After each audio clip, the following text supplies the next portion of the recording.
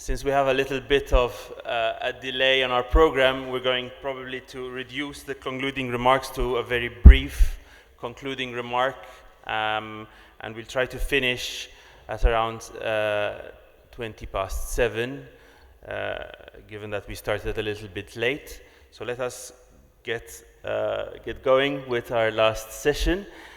Briefly, I'd like to present our three speakers. I'll start with Father Rigobert Minani, who comes from RDC, from the Congo. He's the coordinator of REBAC,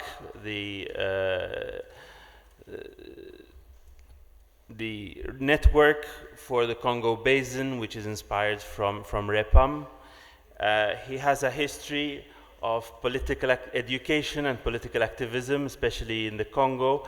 His studies are at the University of Kinshasa, at our Philosophy Institute in Kinshasa, and then after his Jesuit studies also a specialization in political sciences at the Pedro Walpole Institute in Palermo. And I'd like to present also Father Pedro Walpole, who is the coordinator of ECO-Jesuit, the Ignatian Jesuit network. He's the director of research at the Institute of Environmental Science for Social Change in the Philippines, and the coordinator of Reconciliation with Creation for the Jesuit Conference of Asia Pacific. He holds a doctorate in land use change from King's College London. He's a practitioner in sustainable environment and community land management in Southeast Asia. He also works very much with indigenous people in Mindanao. And finally, I'd like to present Father Jaime Tatay Nieto, who is a forestry engineer. He has an engineering background and also a theological background. His studies in theology were concluded with the publication of his thesis recently on the whole integral ecology movement within the church before Laudato Si, and also sort of the implications of Laudato Si and its intellectual background. He teaches currently at the Pontifical University Comillas in Madrid, both in the theology faculty and in the engineering faculty. So without much ado, let me give the floor to Pedro Walpole. Thank you. To the organizers, I thank you for this invitation and this introduction, and to all present, peace. Time is short. I will share a context of perhaps an unfamiliar disposition and then propose 5 points. Context: Asia Pacific.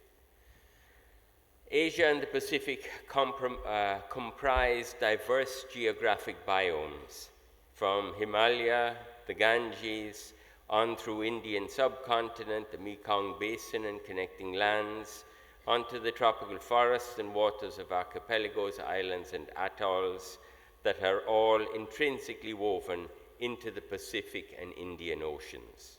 The oceans play a crucial balance in the season's growth and natural productivity of the territory.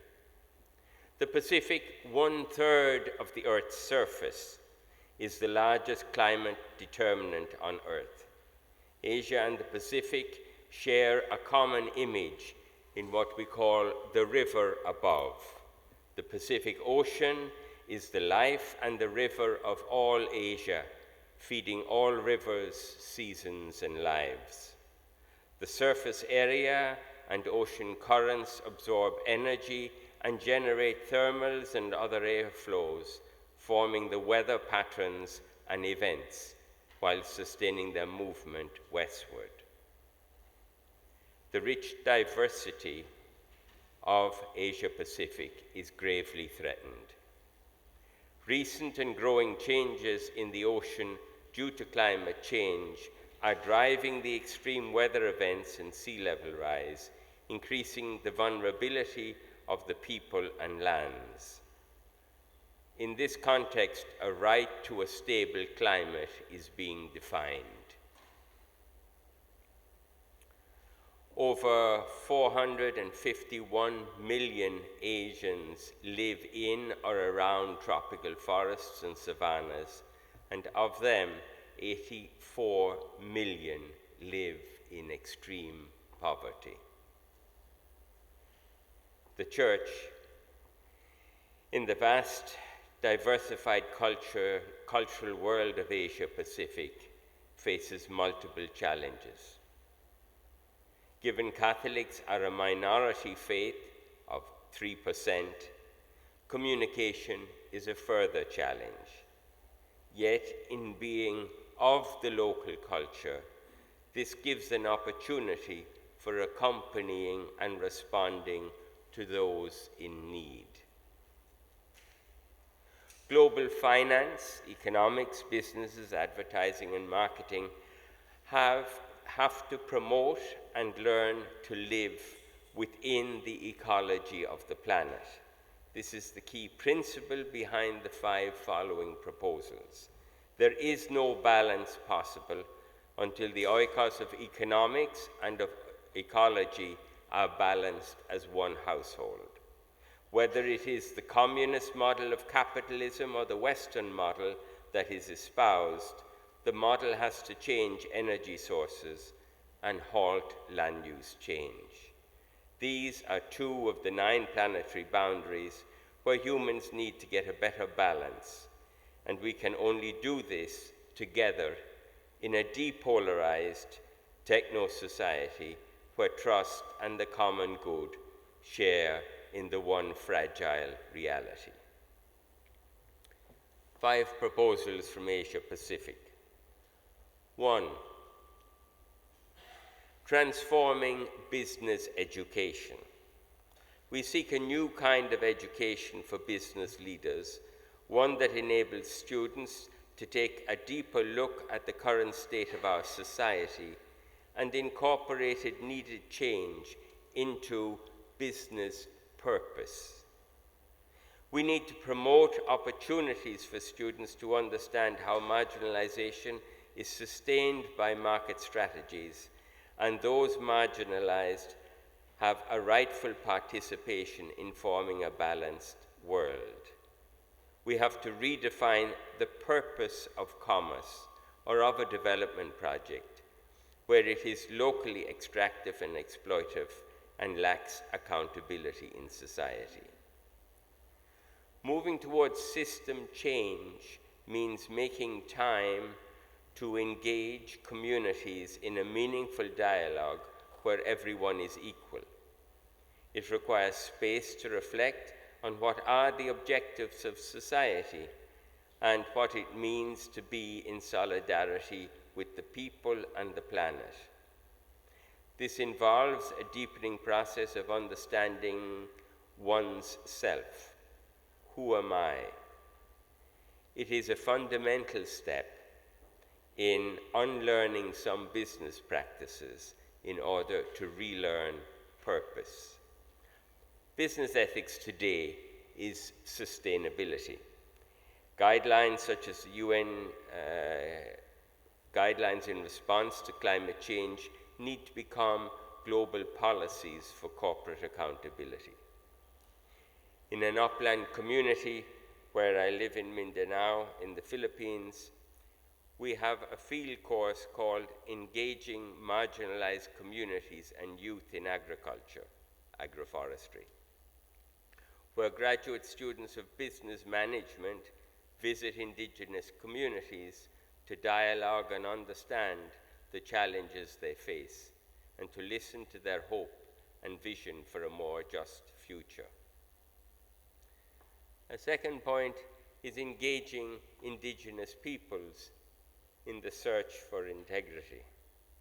Indigenous territories shelter 8% of the remaining biodiversity in the world. Their integral relationship to land is important in securing our collective future. The rest of the world can learn from their wisdom and way of life that respects the dignity of all life. Giving voice to Indigenous peoples can deepen global youth-led solidarity for climate action that is on the rise. An estimated 210 to 260 million people who live in Asia Pacific self-identify as indigenous and as tribal. That's 70% of the world's indigenous population. There is a great need for interfaith dialogue and for growing trust across these societies. An ecclesial network that will facilitate collaboration amongst indigenous peoples with the Catholic Church could share in this needed solidarity. During the Integral Ecology Conference in Georgetown last March, the Asia-Pacific Working Group agreed that the river above is a unifying image for forest and coastal peoples in Asia-Pacific. A third point is engaging the youth in moving the Sustainable Development Goals. The challenge of adopting the SDGs as a framework for action needs to be taken to a deeper level. SDGs teach us that the problems we face are interconnected and thus will also require greater partnership and collaboration. A third of the 169 targets in the Sustainable Development Goals highlight the role of youth. And in the region, Asia Pacific, 60% of the age group 15 to 24, that's 700 million, are in Asia Pacific, with 12% living again in extreme poverty.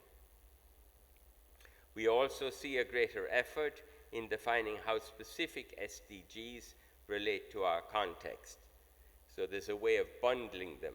SDG 16, which is about peace building, is often a jumping off point for greater engagement in sustainability.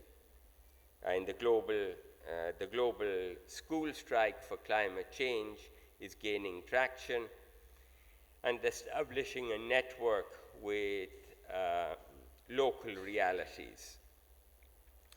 Again, in Mindanao, where I work from, SDG 15, Life on Land, is becoming the goal in which we can bundle several others, including quality education, where we seek a type of education that is grounded in the culture, the values, and the knowledge. Number 4, reducing social vulnerability and disaster risks, disaster realities actually, for the Asia Pacific.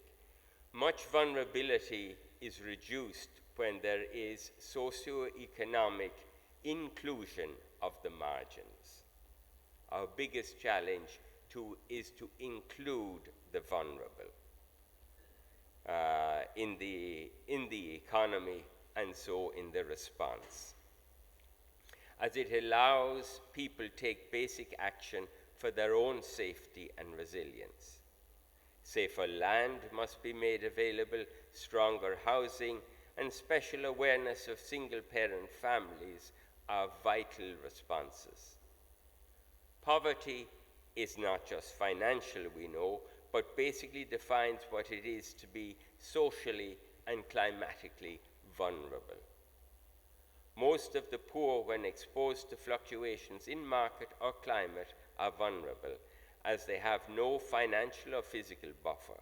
So what might be normal events for others are already disastrous for the poor, and extreme events are beyond any sense of capacity. Many may not be poor today, but can become poor tomorrow. We see where wars drive migration and also where economic and environmental vulnerability increases the imbalances that result in increased migration. And so I come to the last point, the most difficult. So see what you can work within this, because we are challenged to make deep transitions in our society to address polarization. The world is radically shifting as contrasting opinions become the basis for conflicting, polarized views, and the call for action is diffused. We're seeing this in a grave sense today. We are caught in today's world where the dynamic is polarization and politicization of words, and what powerful people want others to follow. Polarization all the more divides the energy to make human progress. Polarization feeds the negative, and much of the energy and empathy needed in the daily response to those in the margins is lost. Genuine and united action at the local level, though minimal in its initial impact, is critical in gaining awareness, in maintaining the social fabric, and in preparing the ground support for active participation and acceptance of policy development and broader social accountability. Professionalization has taken over the general sense of community in much of our urban worlds. I no longer ask the youth what she or he wants to become. Instead, I ask, where do they want to rear their children? Because once that decision is made, a path in life is cut. We have been increasingly professionalized to keep moving with the economic opportunity, and therefore losing our sense of belonging in community, of civic action, and of the objective of society. While many accept the facts of the way things are, they say, what can we do? We need to shift to ask, what must we do? Thankfully, some of the youth are beginning to ask the latter. Greta Thunberg and the social action remind us that it is great to have people out there engaged in the interconnectivity of society and life. We need carbon pricing. We must address specifics of species extinction and loss of ecosystems, and the injustices are grave and unbearable. The problems are much more integral to the human condition and life as social beings than we realize often. We need personal transformation that calls forth societal transformation. We can shift. The question is can we shift the argument from ideological contradictions in our societies and focus instead on the contrasting experiences of reality? This is an effort to get society to better act together for the greater good, while seeking to reduce the losses and vulnerabilities that younger generations are going to face. Can there be a reconciliation for their sake and for the sake of the environment? Can we have mercy on the environment and not exploit it for all its immediate worth until nothing is left? This does not mean we do not speak out or we become passive. It means we need to create other spaces that consider with calm urgency how the other can be included, so together the change in our societies is made. In getting caught up the other day in arguments of justice and recompense in the face of outrageous violence and in massive vulnerability in the face of typhoons, while lives and resources are draining away, I found myself simply asking for mercy.